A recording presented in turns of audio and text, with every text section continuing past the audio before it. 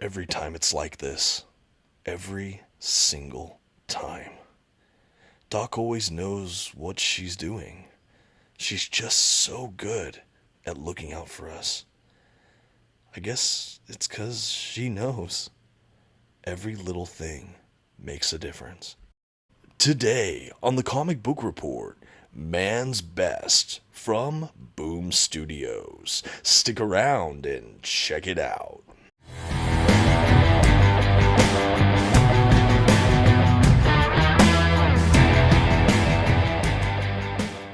Greetings and welcome in, everyone. My name is Dominic, and today you're tuning in to the Comic Book Report, where we review comic books and graphic novels so you can get an idea of what to read.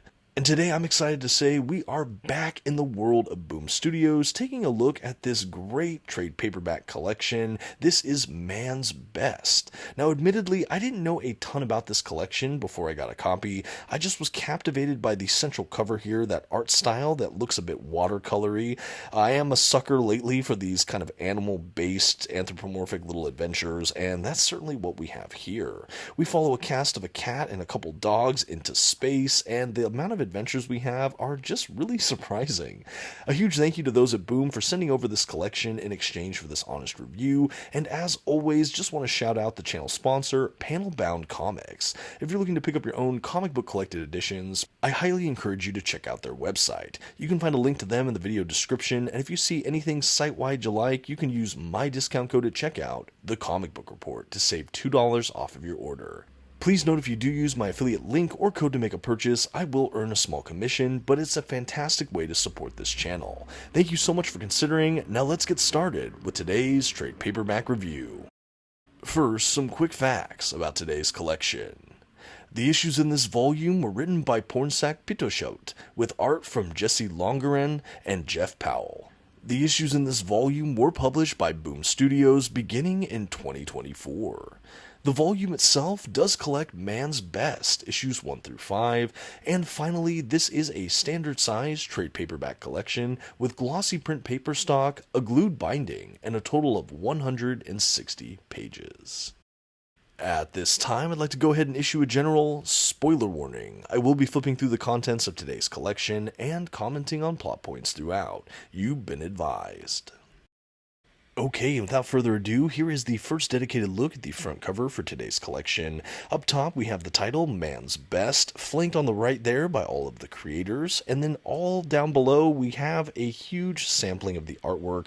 Really love this. We have kind of a window or diagram of an interstellar space scene, and our central cast of heroes down below in their mechanized sort of robotic suits and pieces of tech.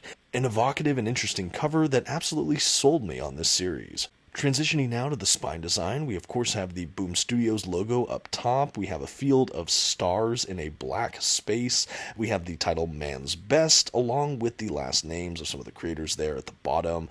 Overall, I love the spine design. I think having the stars there was a real just masterstroke. You never really know what you're going to get with spines, but I found this to be a really, really good one. It reads well and looks great on a shelf. Now along the back cover, we have a field of white, we have some more art up top, which I love to see, description about the book, a little bit about the creators, and some reviews and accolades along the right. At the bottom of the collection as well, we do have the Boom Studios logo, pricing information, and things of that kind. Overall, I have to say the graphic art and design for the cover of this collection really works for me. I thought it was really well put together and just looks really crisp and neat. And as I always like to do with reviews of this kind, I wanted to show all of you a quick look at this book's binding. As I mentioned at the top, this is a glued bound trade paperback. We do have a really nice binding though. I'm not worried about any of my pages going anywhere. I think the pages laid down okay, and there was relatively minimal gutter loss. Of course, you can see for yourself as I flip through momentarily, but yeah, I thought it was really well bound. Okay, and now we can make our way into the collection proper. Now we do have a title page, publication information page, creator breakdown page, and then we jump right into the first issue. I am happy to say we have the covers retained here at the front of each issue, along with, in many cases, a variant cover or two. The first issue has a variant cover here from Trish Forstner, the artist behind things like Stray Dogs or Feral. Really love seeing that. The way that she depicts animals, I think, is perfect. What a great choice for a variant cover artist for this collection. After that, though, we jump right into the first issue, of which there are a total of 5 in this series. To my knowledge, this is a complete standalone read, which means in this collected form, you could read it like a graphic novel, beginning, middle, and end. I absolutely love that. You don't need any prior reading necessary, nor do you need to read anything after to follow it up. You can get a full story with this single collection. At any rate, let me go ahead and set the stage. What is Man's Best? Well, I'm going to do a quick plotline synopsis or summary. We basically follow this group of pets who are aboard a spaceship running these interesting kind of battle simulations.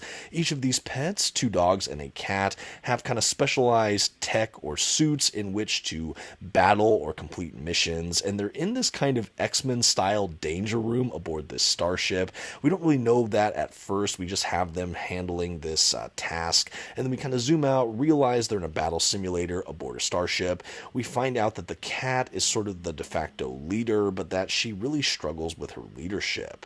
We have one dog that is ever the optimist, but is a bit scatterbrained and not really wanting to always take direction. And we have this older kind of bulldoggy looking terrier thing that is really just kind of sour at everything and disillusioned, disenchanted, and just kind of a grump, for lack of a better term. Their dynamic is fascinating. The cat is just absolutely in love with their owner, which is like this lead scientist aboard this starship. We find out that her and the captain have a contentious but good working relationship, at least by all appearances, and that they're going into space to try to solve some of humanity's problems.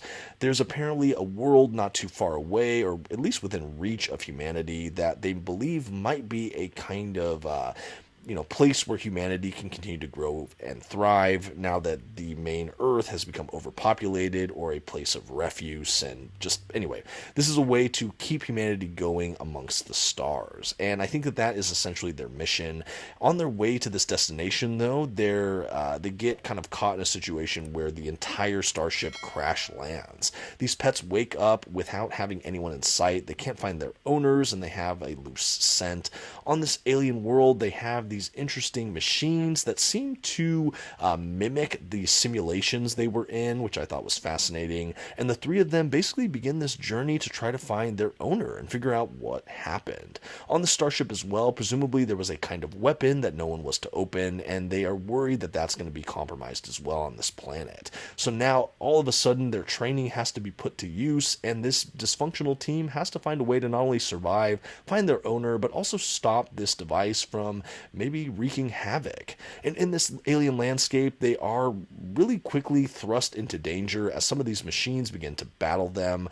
Each of these characters, again, have these kind of mechanized suits. The most prominent is the Labrador, who is really kind of peppy and optimistic. He can create this kind of force field that almost looks like a hamster ball to protect them and shield them from harm.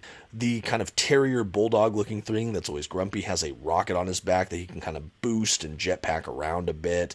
And then I think the cat has kind of a tracking sort of sensory based piece of equipment.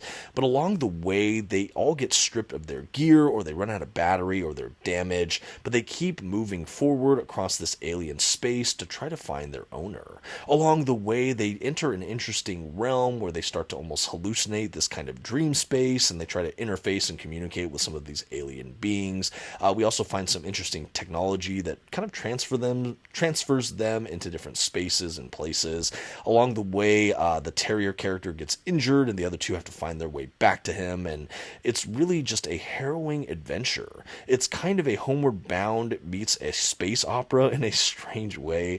We definitely have a dystopian future kind of vibe as well.